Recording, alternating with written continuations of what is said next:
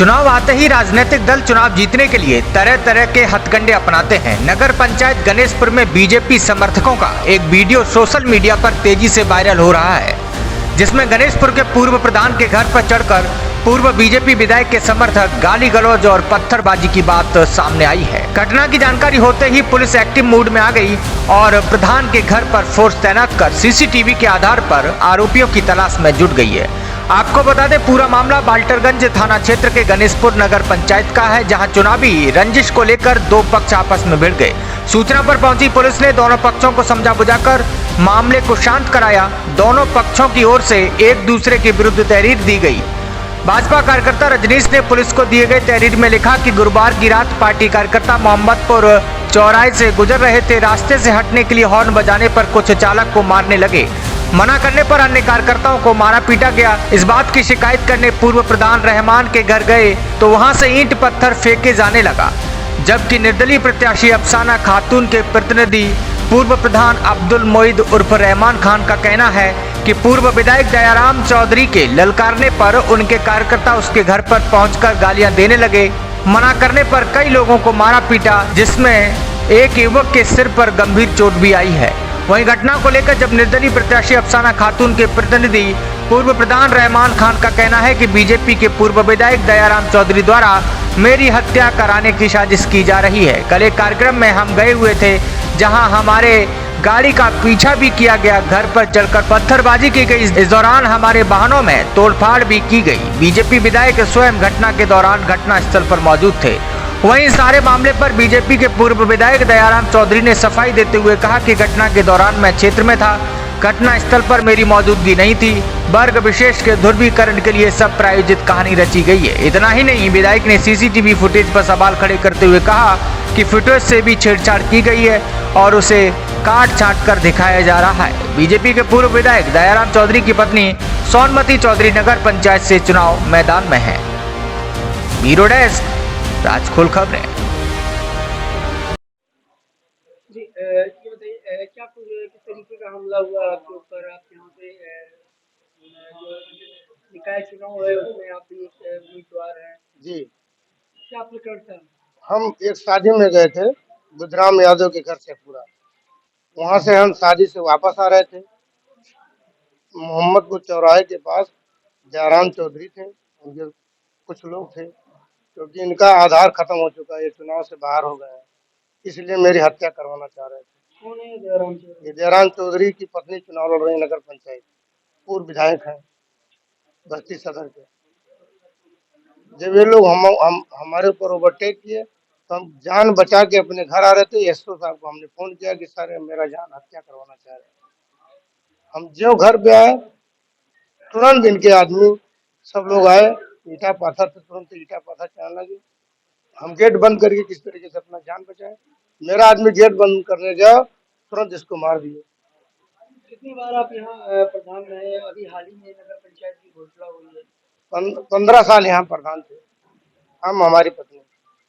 अभी नगर पंचायत घोषित ये नगर पंचायत घोषित हुआ है, इसलिए हम एक अफसाना खातून को लड़ा रहे हैं, जिसके हम प्रतिनिधित्व करते हैं। क्या कारण आज इसके पथराव? चुनाव का कारण है। चुनाव में इनके पास कोई बेस रहने गया है, कोई आधार रहने गया है, इसलिए हमारी हत्या करवाना चाह रहे हैं। क्या नाम है आपका? अब्दुल रहमान। देखिए, एक वर्ग विशेष के वोट का ध्रुवीकरण के लिए एक प्रायोजित कहानी है।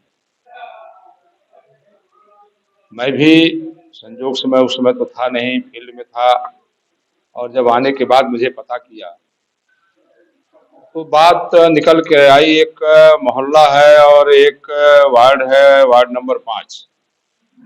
उस वार्ड का रास्ता पूर्व प्रधान के घर से होकर के जाता है।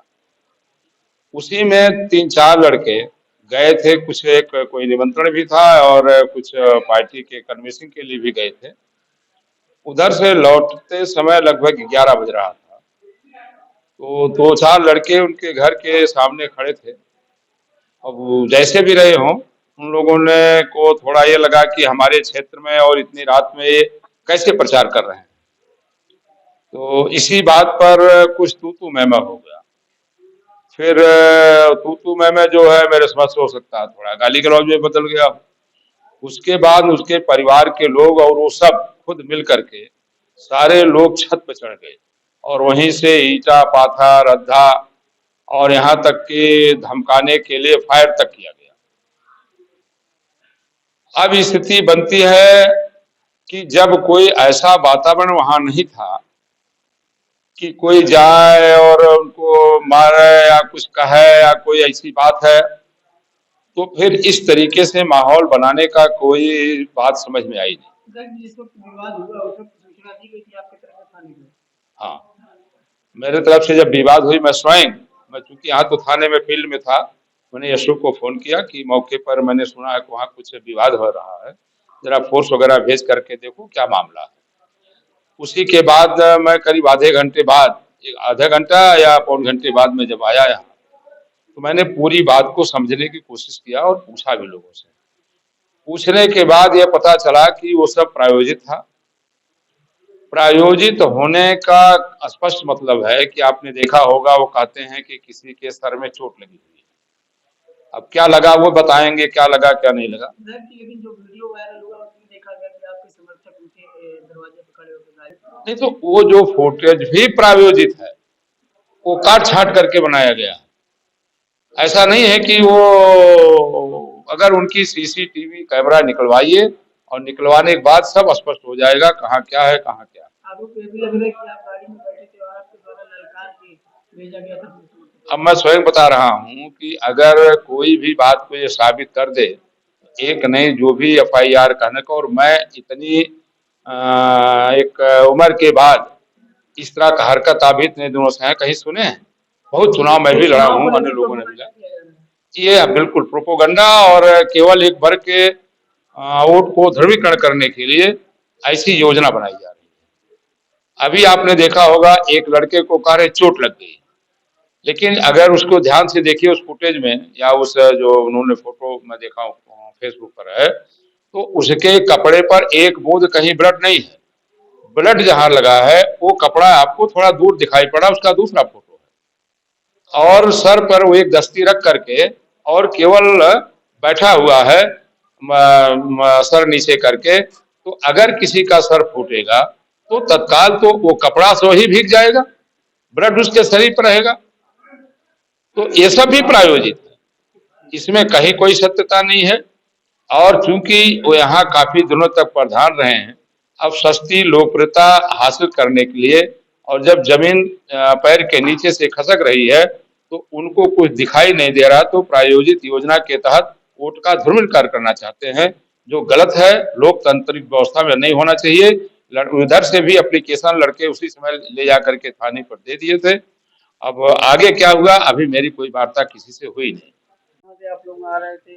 जी, हम लोग एक शादी समारोह में गए थे, तो वहाँ पे हम लोग को दो तीन गाड़ियाँ ओवरटेक की, तो वो ज़्यादा स्पीड में थी। हमने गाड़ी स्लो करी तो हमको वहाँ पे वो दोनों गाड़ी बीच रास्ते में से लगा दिया गया।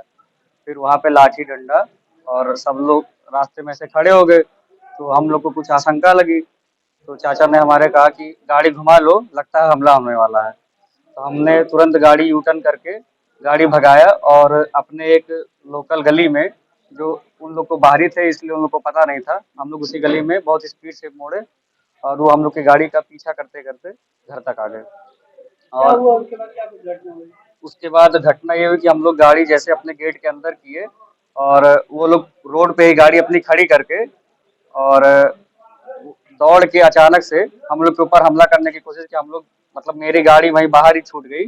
पहले गाड़ी पे मारे, फिर हम लोग गेट तुरंत बंद किए, फिर गेट के अंदर किस चीज़ से मारे? ईंटें और डंडे से, और माँ बहन की गालियाँ दे रहे थे और ये गेट बंद कर रहा था, तब इसको एक ईंटा लग गया और इसका सर फट गया। क्या नाम है आपका?